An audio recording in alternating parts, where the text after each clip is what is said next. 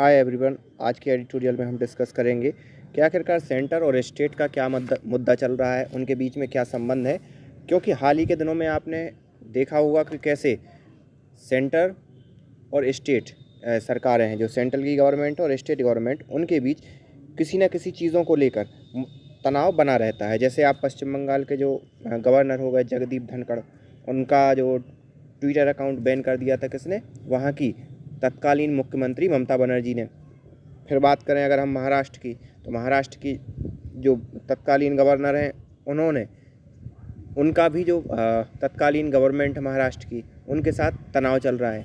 और ये सब राज्य वो राज्य हैं कि जहाँ पर एनडीए की गवर्नमेंट नहीं है, मतलब बीजेपी की गवर्नमेंट नहीं है, या फिर ये कहें कि जो अपोजिशन पार्टियां हैं उनकी गवर्नमेंट है, मतलब सेंटर में किसी और की गवर्नमेंट और राज्य सरकारों में किसी और की गवर्नमेंट, वहाँ पर ये चीज़ ज़्यादा दिखाई दे रही है। और इसी क्रम में हम आज समझेंगे कि आखिरकार क्या चल रहा है और क्यों ये चीज़ इनको लिखने की अभी ज़रूरत पड़ी।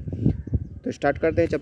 तब तक अगर आपने चैनल को सब्सक्राइब ना किया तो please hit the subscribe button and also join और टेलीग्राम चैनल, जिसकी लिंक डिस्क्रिप्शन में आपको मिल जाएगी, जहाँ पर मैं जितने भी वीडियो बनाता हूँ उनकी जो भी PDF है वहाँ पर मैं शेयर कर देता हूँ। तो convention of the CM should not be drowned in the polemic of electoral politics. तो यहाँ पर इनका ये है कि जो CM का जो कन्वेंशन है वो एक इलेक्टोरल पॉलिटिक्स के उसमें भेंट नहीं चढ़ना चाहिए। सीधी सी बात है, सेंटर और राज्य सरकारों के जो संबंध है वो बिगड़ने नहीं चाहिए, सिर्फ और सिर्फ इसलिए कि राजनीतिक रूप से ये लोग धुर विरोधी हैं या पॉलिटिकली रूप से ये लोग विपक्षी हैं। The chief minister of West Bengal and Tamil Nadu Mamata Banerjee and M.K. Stalin respectively had jointly proposed a convention of non-BJP chief minister। तो यहाँ पर आपको मालूम होगा कि बीजेपी जैसे ही सत्ता में आई 2014 के बाद, उसने हर राज्यों में अपना क्या किया, प्रभुत्व बनाया या अपना क्या किया, एक्सपेंशन किया। और उस एक्सपेंशन के कारण जो क्षेत्रीय पार्टियां हैं उनको डर लगने लगा खुद के अस्तित्व का। और इसी क्रम में M.K. स्टालिन की पार्टी तमिलनाडु में, ममता बनर्जी की पार्टी पश्चिम बंगाल में और शिवसेना महाराष्ट्र में, और भी ऐसी कोई समाजवादी पार्टी हो गई उत्तर प्रदेश में, इन सभी को एक ये मतलब और भी क्षेत्रीय पार्टियां हैं नो डाउट, लेकिन ये कुछ ऐसी पार्टियां हैं जो कि एक डोमिनेंट रूप से या वायलेंटली या एग्रेसिवली बीजेपी के विरोध में खड़ी होने की कोशिश कर रही हैं या खड़ी हो रही हैं। उसी क्रम में क्या किया कि ममता बनर्जी और M.K. स्टालिन, वो बात अलग है कि इनका एक साझा जो लक्ष्य है या साझा मुद्दा तैयार नहीं हो पा रहा है, लेकिन फिर भी ये लोग इकट्ठे हुए। इनमें पहले कौन कौन, ममता बनर्जी और M.K. स्टालिन अभी वर्तमान में इकट्ठे हुए और उन्होंने ये प्रयास किया कि बीजेपी का एक अल्टरनेट तैयार किया जाए। This initiative is still nascent, nascent मतलब ये अभी शुरुआती अवस्था में है। And there is no clear agenda और a definite date but the political context is amply clear.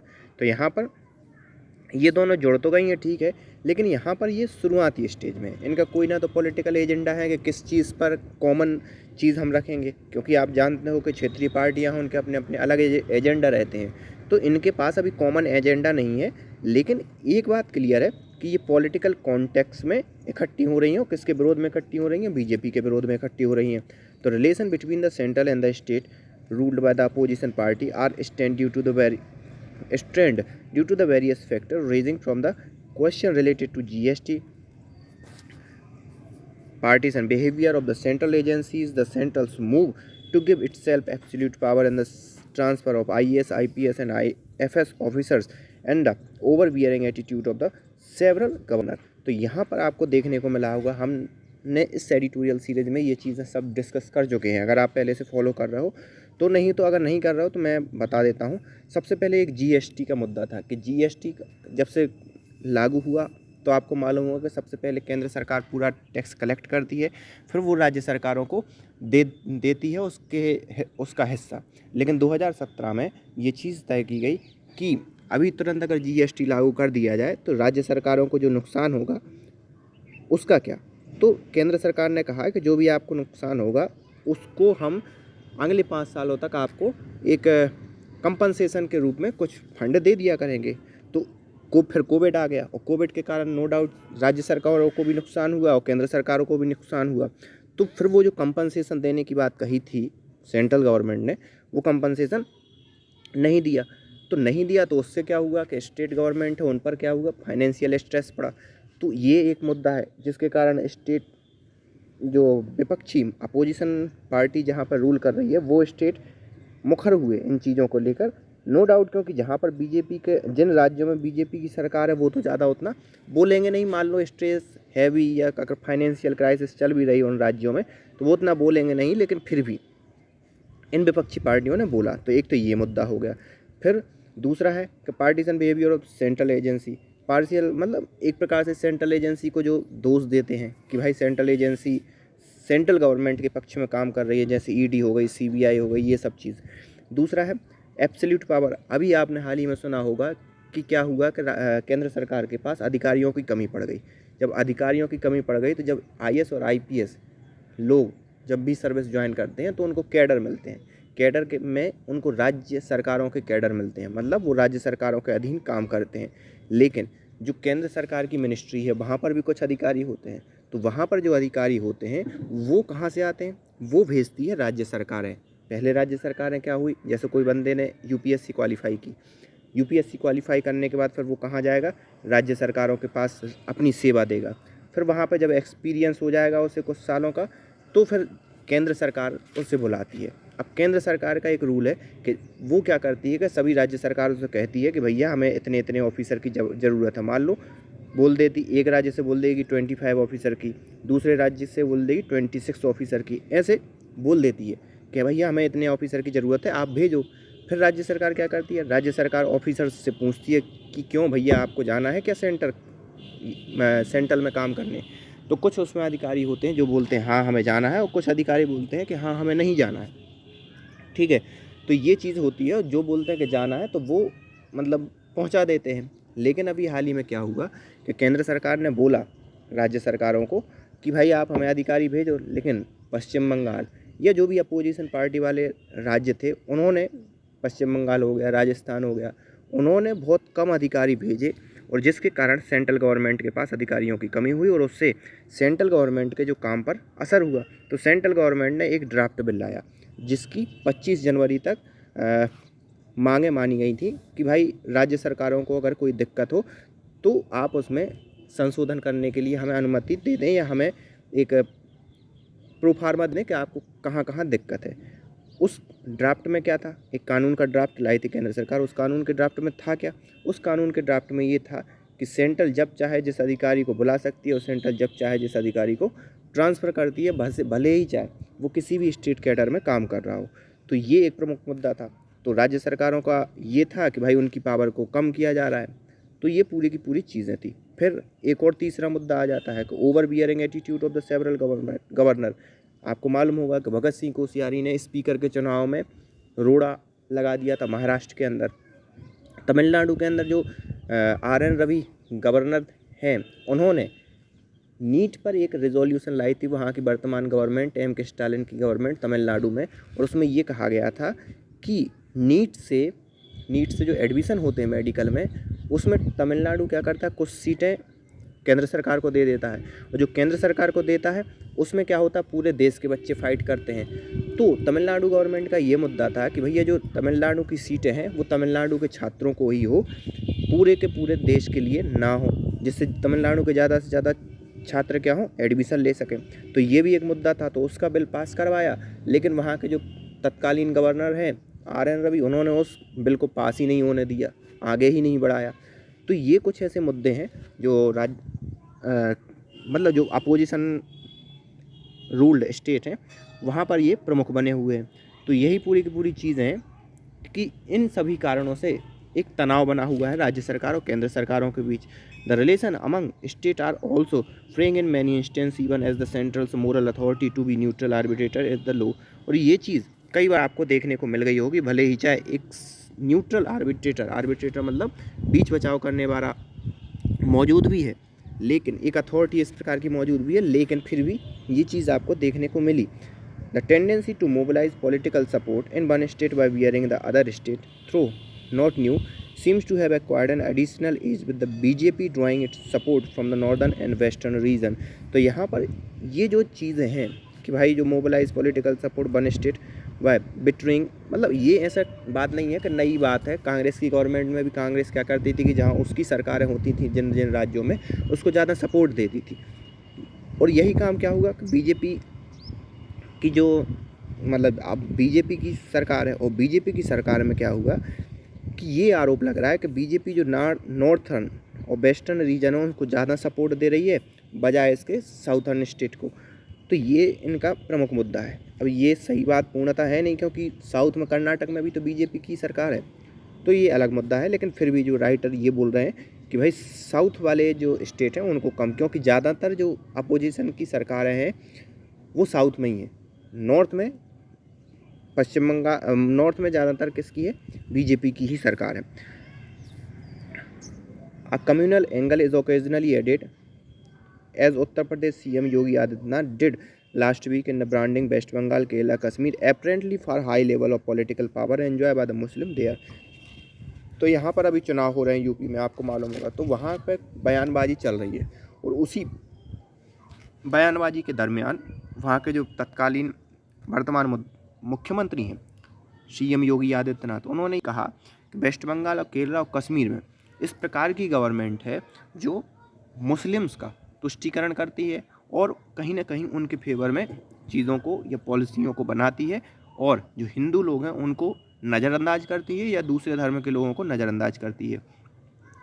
तो ये इनका ये कहना है, तो कि भाई जो बीजेपी गवर्नमेंट है वो एक पोलराइजेशन वाला मुद्दा उठा रही है या मुस्लिम वाला फैक्टर उठा रही है अपने चुनाव में। इन parliamentary recently prime minister Narendra Modi and Congress leader Rahul Gandhi had hated debate on the scope and limit of the Indian federalism. और ये जो फेडरलिज्म है कि भाई राज्य सरकार और केंद्र सरकारों के बीच सामंजस्य की जो भावना है वो एक फेडरलिज्म का एक जीता जागता उदाहरण है। तो इस चीज़ पर डिबेट भी हुई कि राहुल गांधी ने प्रश्न चिन्ह उठाया इस चीज़ को कि भाई वर्तमान जो सेंट्रल में गवर्नमेंट है वो फेडरलिज्म को या संघवाद को नुकसान पहुंचा रही है। उसके जवाब में जो भी प्राइम मिनिस्टर मोदी ने कहा, तो एक दूसरे की तू मैं हुई इस बात पे सदन के अंदर। The autonomy of the state in their relation with the central dependent less on any ideological distinction between parties than on the nature of the power sharing among them।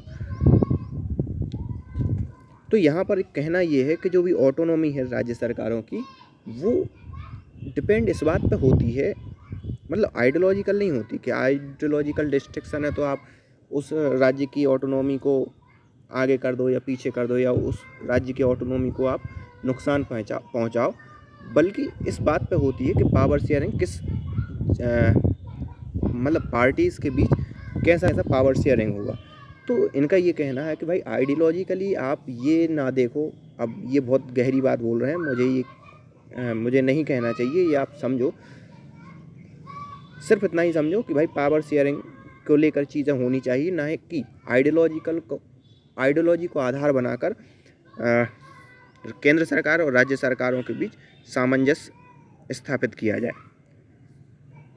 When the government at the center is dependent on the regional party for survival, it is more accommodative toward the aspiration of the constitution group, linguistic, religious, ethnic और political। अब यहाँ पर ये एक उन्होंने प्रमुख मुद्दा बोल दिया, क्या बोला कि भाई जब भी जो सेंट्रल की गवर्नमेंट है जब डिपेंडेंट होती है किस पर, रीजनल पार्टीज़ पर या क्षेत्रीय पार्टी पर, तो जो कॉन्स्टिट्यूशनल ग्रुप हैं जैसे लिंग्विस्टिक आधार पर जो ग्रुप बनाए गए हैं, रिलीजियस आधार पर जो ग्रुप बनाए गए हैं या एथनिक आधार पर जो ग्रुप बनाए गए हैं या राजनीतिक आधार पर जो ग्रुप बनाए गए हैं, उनकी बातें ज़्यादा सुनी जाती हैं।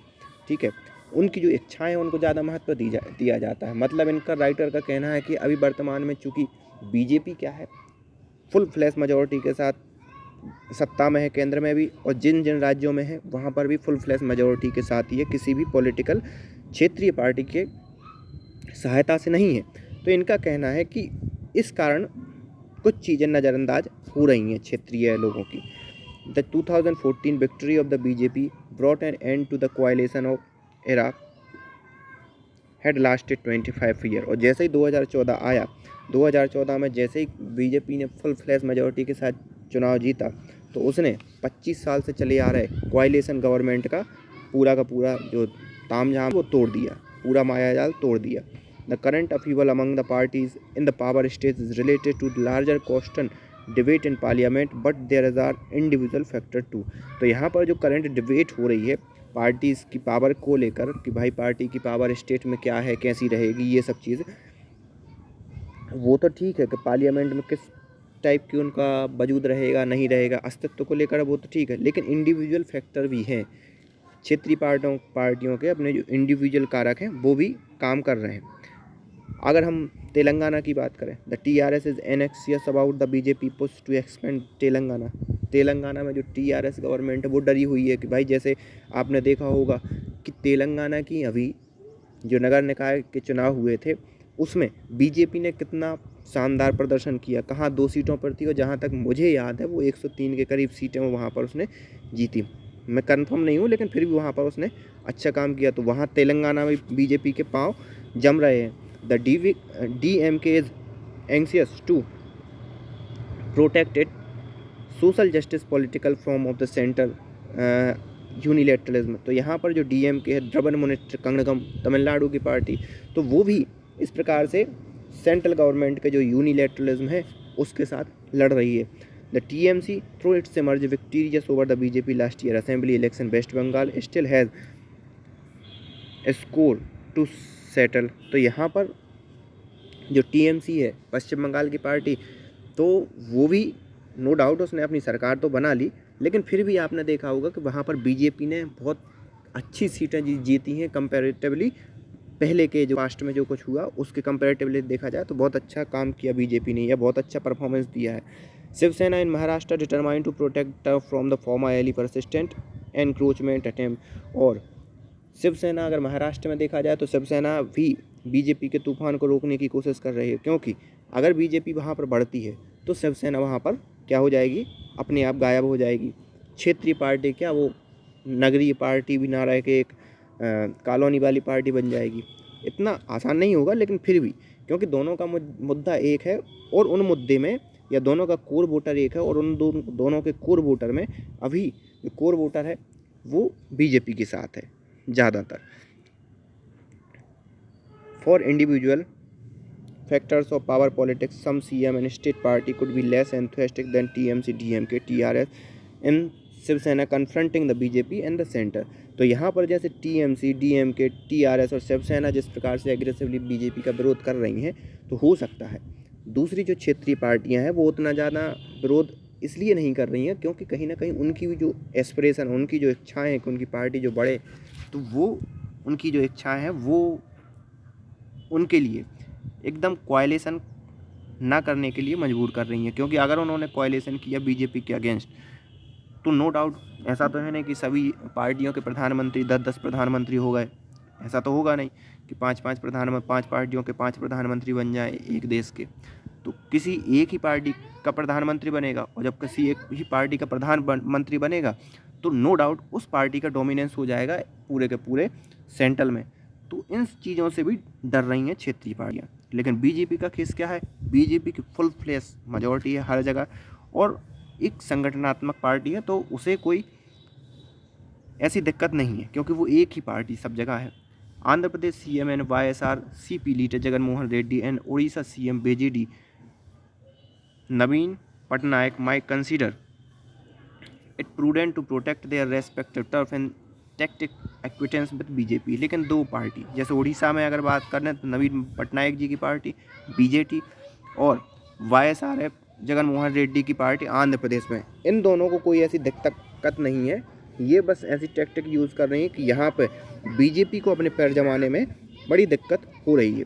The convention of the CM can articulate the concern of the state but it should guard against the turning into the occasion for the counter-productive polemic rooted in the electoral calculation। तो यहाँ पर जो convention हुआ है वो articulate करता है, मतलब सेंट्रल के concern can articulate the concern of the state, मतलब चिंताओं को दिखाता है कि हाँ भाई उनकी चिंताओं को, जो राज्य सरकारों की वर्तमान चिंता है उनको दिखाता है कि भाई ये वास्तविक चिंता है कि नहीं। बट इट शुड गार्ड, लेकिन इसे इस चीज़ की भी रक्षा करनी चाहिए कि जो काउंटर प्रोडक्टिव है,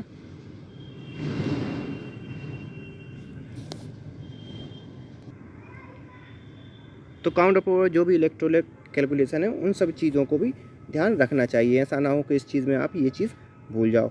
so this is all about today's editorial. So thank you for today for listening. I hope you enjoy this editorial. So thank you for today.